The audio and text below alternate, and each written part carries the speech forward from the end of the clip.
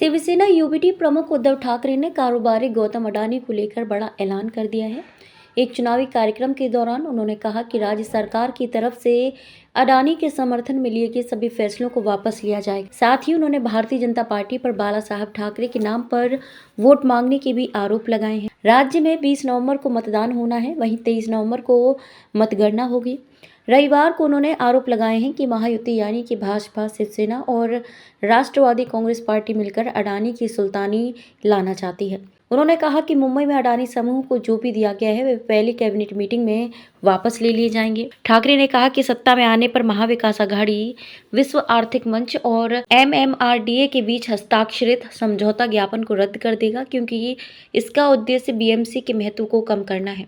मुंबई की BKC मैदान में एक रैली को संबोधित करते हुए ठाकरे ने कहा कि अगर MMRDA मुंबई महानगर क्षेत्र विकास प्राधिकरण PMC के अधिकार क्षेत्र का अतिक्रमण करता है तो वह MMRDA को भंग करने में संकोच नहीं करेंगे। उन्होंने कहा, मुंबई को महाराष्ट्र से अलग करने की साजिश महज चर्चा नहीं है बल्कि एक गंभीर संकट है। यह साजिश वास्तविक है, लेकिन हम ऐसा कभी नहीं होने देंगे। ठाकरे ने कहा कि अगर 23 नवंबर को महायुति जीत गई तो गुजरात में पटाखे फोड़े जाएंगे। उन्होंने कहा, MV की पहली कैबिनेट मीटिंग में अडानी को दी गई सभी चीजें वापस ली जाएंगी।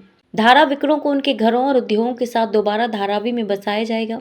उन्होंने कहा, ये सरकार मुंबई की GDP बढ़ाना चाहती है। नीति आयोग के पास सुझाव भी है।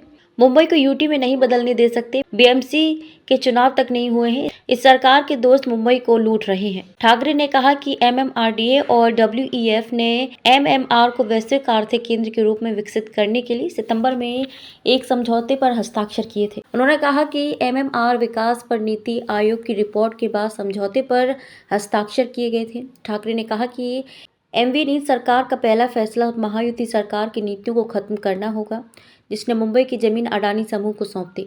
पूर्व मुख्यमंत्री ने कहा कि वे विकास विरोधी नहीं बल्कि विनाश विरोधी हैं। ठाकरे ने दावा किया कि उनके नेतृत्व वाली MV सरकार जून 2022 में गिरा दी गई और शिवसेना विभाजित हो गई, क्योंकि उन्होंने महाराष्ट्र को लूटने की अनुमति नहीं दी थी। ठाकरे ने कहा कि भाजपा को गुजरात में सरदार वल्लभ भाई पटेल की प्रतिमा बनानी पड़ी, जिन्होंने RSS पर प्रतिबंध लगाया था, और महाराष्ट्र में बाला साहेब ठाकरे के नाम पर वोट मांगना पड़ा, जिसे उन्होंने समय का बदला बताया। एक हैं तो सिर्फ हैं के नारे को लेकर प्रधानमंत्री नरेंद्र मोदी पर हमला करते हुए ठाकरे ने कहा कि अगर मोदी के रहते लोग असुरक्षित महसूस करते हैं तो उन्हें इस्तीफा दे देना चाहिए। उन्होंने आरोप लगाए, मोदी के रहते केवल भ्रष्ट और देशद्रोही ही सुरक्षित महसूस करते हैं। ठाकरे ने कहा कि महाराष्ट्र गंभीर संकट का सामना कर रहा है, क्योंकि हवाई अड्डे, बंदरगाह, बिजली खदानें और स्कूल अडानी को सौंपे जा रहे हैं। ठाकरे ने अनुच्छेद 370 को हटाने के लिए शिवसेना के समर्थन और उत्पीड़न से भागे कश्मीरी पंडितों को बाल ठाकरे द्वारा शरण दिए जाने को याद किया। उन्होंने कहा, उस समय अमित शाह और नरेंद्र मोदी को दुनिया नहीं जानती थी। 14 कुत्तों की हत्या को लेकर कैंडल मार्च। पिछले दिनों कांदीवली पश्चिम साईनगर में 14 बेजुबान कुत्तों की हत्या को लेकर पशु प्रेमियों में रोष पैदा हो गया था। पशु प्रेमी पाल फाउंडेशन ने इस मामले को गंभीरता से लिया। कांदीवली पुलिस ने इस मामले में मामला दर्ज करते हुए 2 कुत्तों के शव को बरामद करते हुए बॉडी को पोस्टमार्टम के लिए भेज दिया है। इस मामले में पुलिस गंभीरता से जांच कर रही है। खबर के मुताबिक पाल एनिमल टीम को 9 नवंबर को खबर मिली कि कांदीवली पश्चिम साईनगर एरिया में 14 कुत्तों की हत्या कर नाले में फेंका गया है। खबर मिलते ही पाल फाउंडेशन की टीम हरकत में आई। पाल टीम के रोशन पाठक के सहयोग से कांदीवली पुलिस ने मामला दर्ज करते हुए जांच शुरू की तो वहां की CCTV के खंगालने पर पता चला कि कुत्ते का शव वहां के नाले से बरामद हुआ, जिसका पंचनामा कर पुलिस ने पोस्टमार्टम के लिए भेज दिया है, जिसकी रिपोर्ट 1 हफ्ते के अंदर पुलिस स्टेशन में आ जाएगी। इधर पुलिस अन्य कुत्तों की तलाश कर रही है जो यहाँ से गायब हैं। वहीं वे बहकर दूसरी जगह तो नहीं चले गए हैं। पुलिस हर तरफ से जांच कर रही है।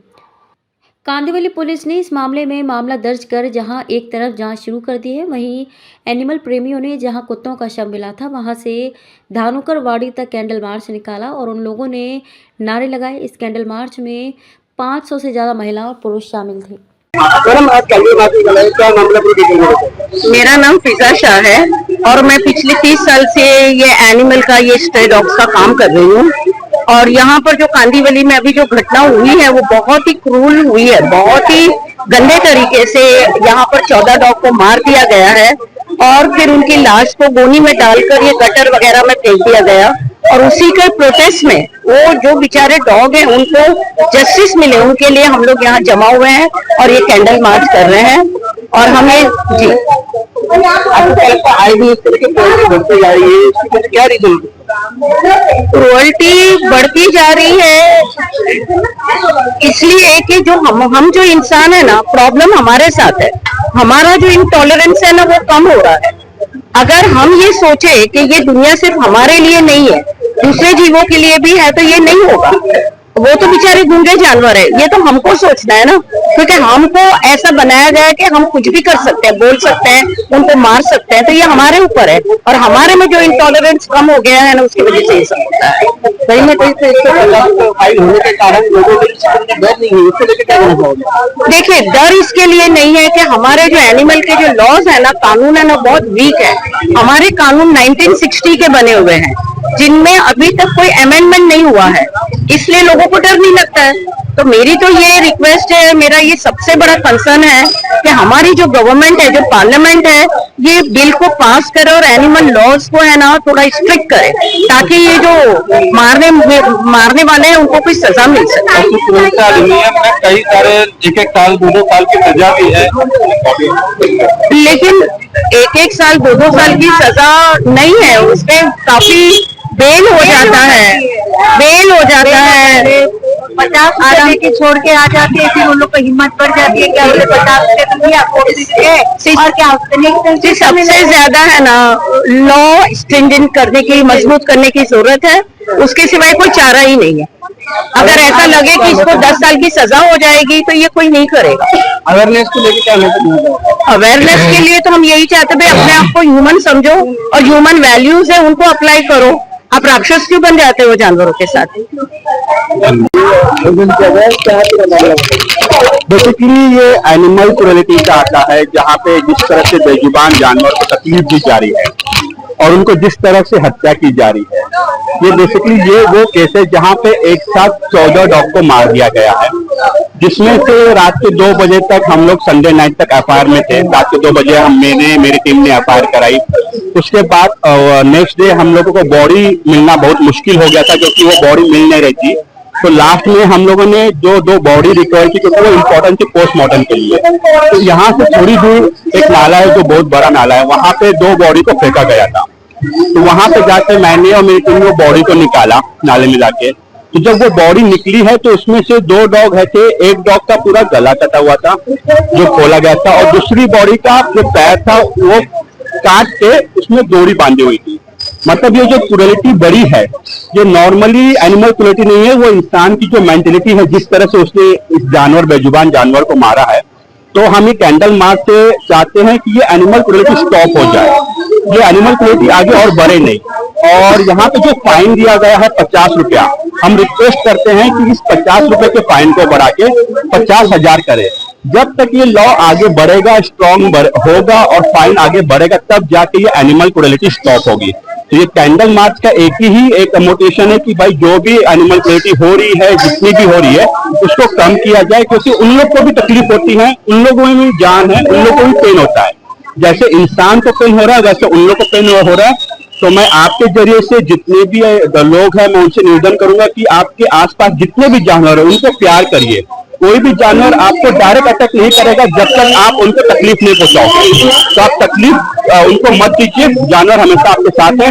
और प्लीज ये एनिमल क्रुएल्टी के लिए हमें सपोर्ट करिए, और हम लोग एक लॉ को अच्छे से स्ट्रॉन्ग बनाना चाहते हैं, यही मेरा उद्देश्य है।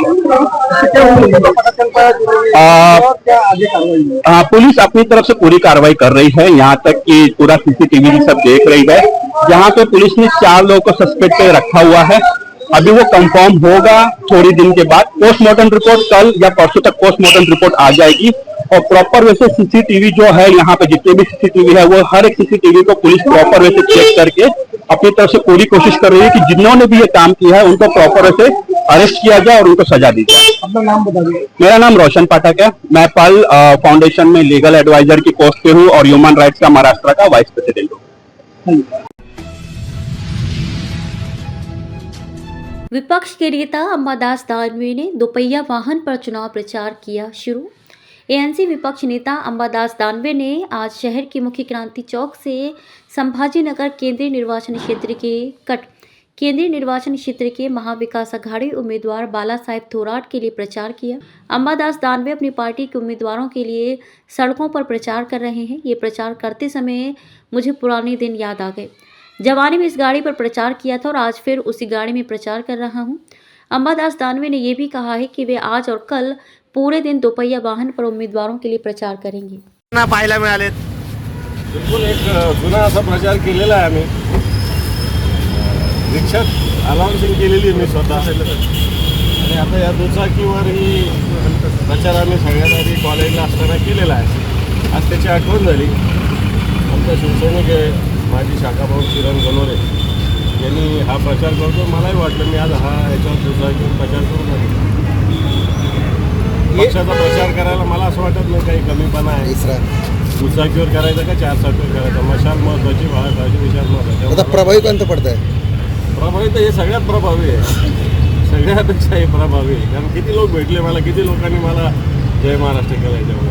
दोन्हीकडे तुम्ही प्रचार केला, चारचाकीत पण केला, दुचाकीत पण केला, कसं वाटलंय दुचाकीवर प्रचार? दुचाकी बेस आहे आपला, असं काही चारचाकीत केलं म्हणून दोन चुकी दुसऱ्याची नाही, याच्यावरच मेन प्रचार आहे। तुम्ही यापुढे असं काही प्रचार करणार आहे? हो करायला नाही, आता उद्या तर पूर्ण दिवस याच्यावर प्रचार करणार। पुन्हा ते दिवस आठवले कार्यकर्ता काळातले? बिलकुल बिलकुल मी स्वतः अनाउन्सिंग केली बऱ्याच। आता रेकॉर्डिंग वगैरे सिस्टीम आली। आधी रेकॉर्डिंग सिस्टीम थोडी होती, माईक घ्यायचं अनाउन्सिंग करायची अशी सिस्टीम होती आधी।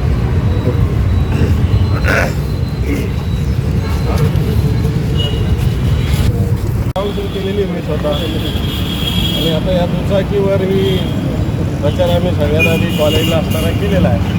आज त्याची आठवण झाली। आमचा शिवसैनिक माजी शाखाभाऊ किरण गलोरे यांनी हा प्रचार करतो। मलाही वाटलं मी आज याच्यावर दुचाकीवर प्रचार करू लागेल। पक्षाचा प्रचार करायला मला असं वाटत नाही काही कमीपणा आहे। दुचाकीवर करायचा का चारचाकीवर करायचा, मशाल महत्वाची, बाळासाहेबांचे विचार महत्वाचे। आता प्रभावी कोणतं पडतंय? प्रभावी तर हे सगळ्यात प्रभावी आहे, सगळ्यापेक्षा हे प्रभावी आहे। कारण किती लोक भेटले मला, किती लोकांनी मला जय महाराष्ट्र केला याच्यामुळे। पण दोन्हीकडे तुम्ही प्रचार केला, चारचाकीत पण केला, दुचाकीत पण केला, कसं वाटलंय दुचाकीवर प्रचार? दुचाकी बेस आहे आपला, असं काही चारचाकीत केलं म्हणून दोन चुकी उचलायची नाही, याच्यावरच मेन प्रचार आहे। तुम्ही यापुढे असं काही प्रचार करणार आहे? हो करायला नाही, आता उद्या तर पूर्ण दिवस याच्यावर प्रचार करणार। पुन्हा ते दिवस आठवले काळातले? बिलकुल बिलकुल मी स्वतः अनाउन्सिंग केली बऱ्याच। आता रेकॉर्डिंग वगैरे सिस्टीम आली। आधी रेकॉर्डिंग सिस्टीम थोडी होती, माईक घ्यायचं अनाउन्सिंग करायची अशी सिस्टीम होती आधी।